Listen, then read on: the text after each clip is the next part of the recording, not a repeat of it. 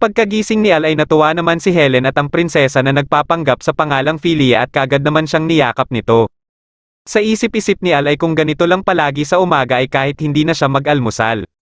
Kaagad na tinanong ni Al kung ano ang nangyari sa dalawang dragon at kung okay na ba si Helen. Pinakita ni Helen ang kamay niya na nag-anyong dragon at nagulat dito ang dalawa. Nagagawa niya ito sa parehong kamay niya at pati na din sa paa niya. Galing umano ito sa kapangyarihan ng masamang dragon na sumapi sa kanya. Dumating naman ang Guildmaster at ibang adventurer at kinumusta nila si Helen. Ipinagdiwang nila ang pagkatalo ng masamang dragon ngunit ang nasa isip pa rin ni Al ay ang kanyang mga pananim. Kinabukasan ay bumalik na si Al sa pagsasaka at habang naglalakad sila ng kanyang kaibigan ay may binigay sa kanyang sulat. Ang sulat na ito ay galing sa kanyang ama at gusto nila na bisitahin sila ni Al. Habang naglalakad si Al papuntang guild ay nadaanan niya ang nagtitinda ng kamatis. Napahanga siya sa kulay at hugis nito at nasarapan din kaya tinanong niya kaagad ang tindero kung saan niya ito kinukuha. Ayon naman sa tindero ay galing umano ito sa Lurugos at gumagamit sila dito ng hindi pangkaraniwan na pataba kaya masarap ito. Kaagad na umalis si Al at nagpaalam sa guild na bibisitahin niya umano ang mga magulang niya na nakatira ngayon sa Lurugos. Pagkakataon niya umano ito na makabili ng pampataba para sa kanyang mga pananim. Dahil sa mayroon pa siyang mga trabaho na hindi pa nakukumpleto ay si Helen na umano ang gagawa nito dahil sa nakuha niyang kapangyarihan galing sa dragon. Pagkalabas niya sa guild ay nandito naman si Philia at sinabi niya din sa kanya ang pag-alis muna niya.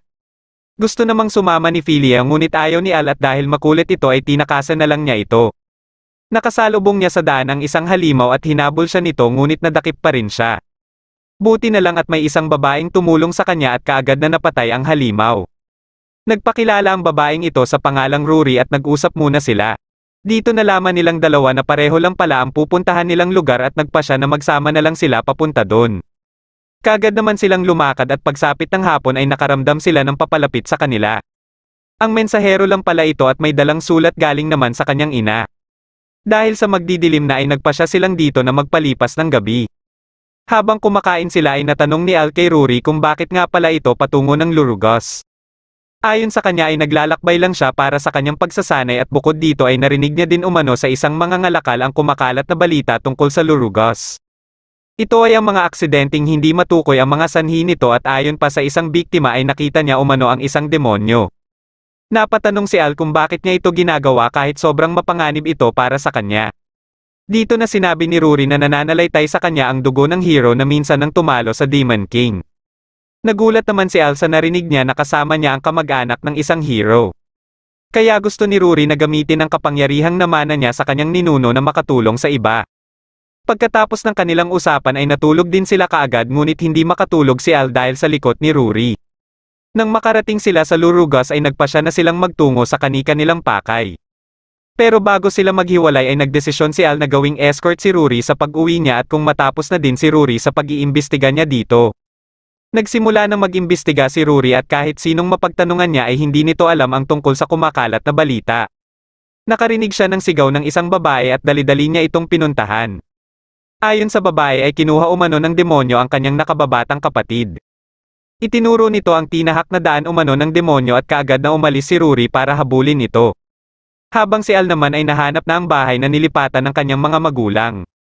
Sinalubong kaagad siya ng kanyang ina at niyakap ng mahigpit.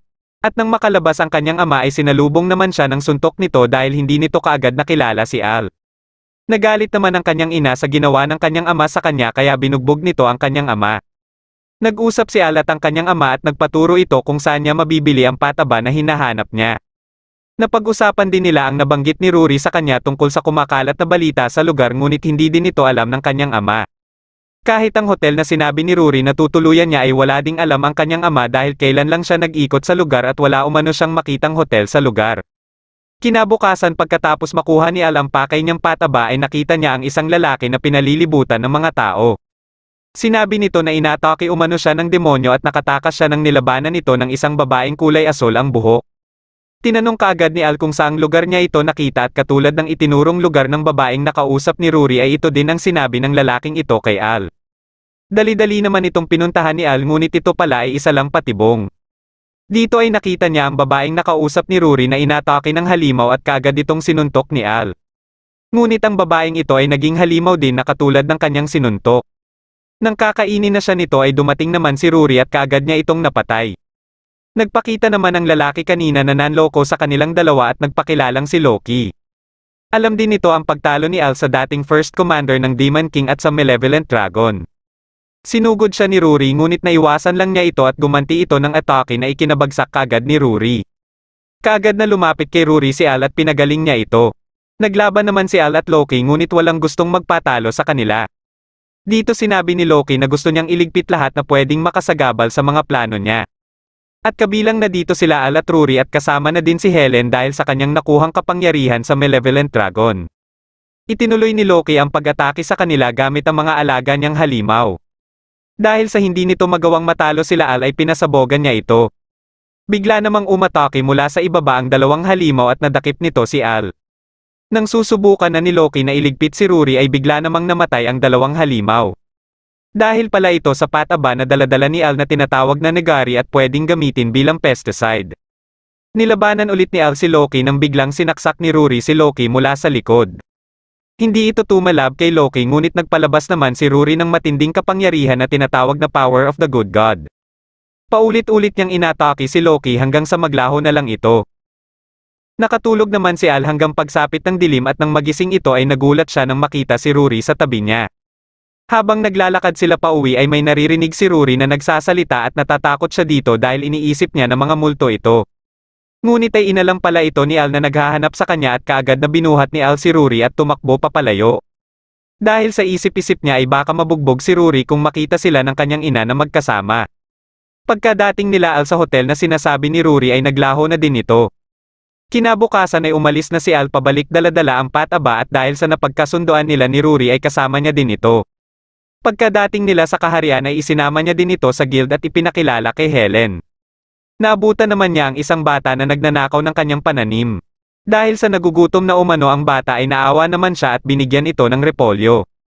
Ayon naman kay Helen ay dahil umano sa pag-atake ng mga halimaw habang nasa Lurugas siya ay natigil din ang pagpasok ng mga pagkain galing sa ibang bansa kaya nagresulta ito ng pagtaas ng presyo ng bilihin at hindi na makabili ang mga mahihirap na mamamayan. Nakarinig sila ng tunog ng kampana senyales na mayroon na naman umanong halimaw na umaatake. Kaagad naman silang bumalik para tumulong sa pagpigil sa mga halimaw na makapasok ng kaharian. Dahil sa dami ng halimaw ay nahihirapan silang matalo ito. Hanggang sa dumating ang isang hukbo na pinangungunahan ng may hawak ng sacred sword at sa isang salita lang nito ay kaagad na napaatras ang mga halimaw. Habang naglilinis ng asarol si Al ay binisita naman siya ng prinsesa para magpaalam ito sa kanyang pag-alis dahil hindi na umano siya babalik pa. Dumating naman ang kanyang alalay para sunduin na siya at wala na din dito magawa si Al para pigilan siya. Kinabukasan ay binisita naman siya ng bata na nagnakaw ng kanyang pananim noong isang araw at kasama ang ina nito. Humingi ng tawad ang ina nito sa ginawa ng kanyang anak at nagpasalamat din sa repolyo na ibinigay ni Al. Pagkaalis ng mag-ina ay nagulat naman si Al nang biglang sumulpot sa tabi niya ang mensahero.